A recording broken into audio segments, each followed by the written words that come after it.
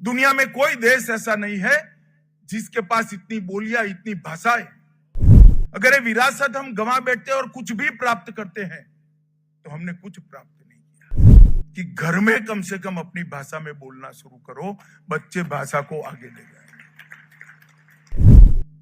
अगर दादा और पोती की भाषा एक नहीं रही तो दादा से जुड़ेंगे नहीं, दादा से नहीं जुड़ेंगे तो देश और संस्कृति से भी नहीं।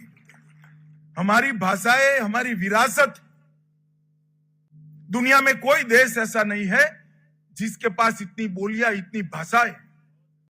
हमारा व्याकरण इतना समृद्ध है कि मैं दावे से कह सकता हूं दुनिया की सबसे पुरानी भाषाएं हमारे देश की भाषाओं के व्याकरण के आगे बहुत कम है, ओछी।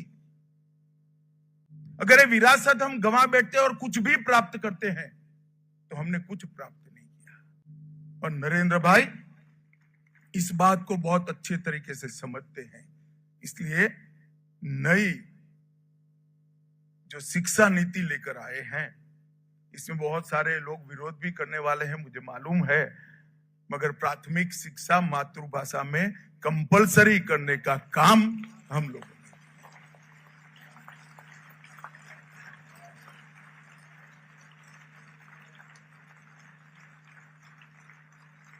मेरे घर में भी 2 पोतियां हैं,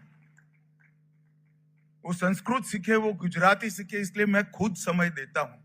उसकी स्कूल में भी जाकर चर्चा करता हूं कि आपकी टीचर गुजराती व्याकरण ठीक नहीं सिखाती। मैं आप सभी से अपील करना चाहता हूं, एक निवेदन करना चाहता हूं कि घर में कम से कम अपनी भाषा में बोलना शुरू करो, बच्चे भाषा को आगे ले जाए। हमारी कहावतें, हमारी लोक कथाएं, हमारा साहित्य, उसी से हमारी संस्कृति बढ़ी है। अगर हम हमारी भाषा से अपने आप को काट लेंगे तो हम अपनी संस्कृति से भी काट लेंगे। कोई दिन ऐसा आएगा कि देश में वृद्धाश्रम बनाने की बहुत बड़ी जरूरत पड़ जाएगी। अगर दादा और पोती की भाषा एक नहीं रही तो दादा से जुड़ेंगे नहीं, दादा से नहीं जुड़ेंगे तो देश और संस्कृति से भी नहीं। क्योंकि किसी के माँ बाप को समय नहीं होता है भाई, किसी के माँ बाप को समय नहीं होता है, समय तो दादा दादी को ही होता है।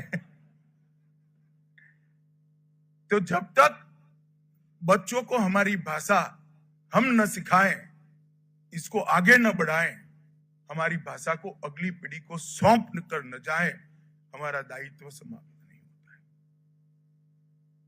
मैं आज युवा पीढ़ी को देखकर आश्चर्यचकित हो जाता हूं और सोचता हूं कभी कि मेरे पिताजी माताजी मेरे साथ इस तरह की भाषा में प्रयोग करते तो मैं गुजराती बोल सकता क्या?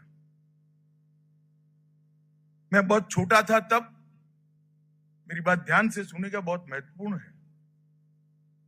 मधुकर उपलब्ध कर हमारे आचार्य थे आरबीएलडी में, मराठी सज्जन थे।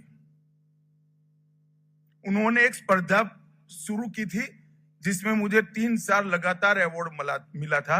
किसी भी विषय पर 40 मिनट तक बोलना, एक भी अंग्रेजी शब्द का प्रयोग नहीं करना है।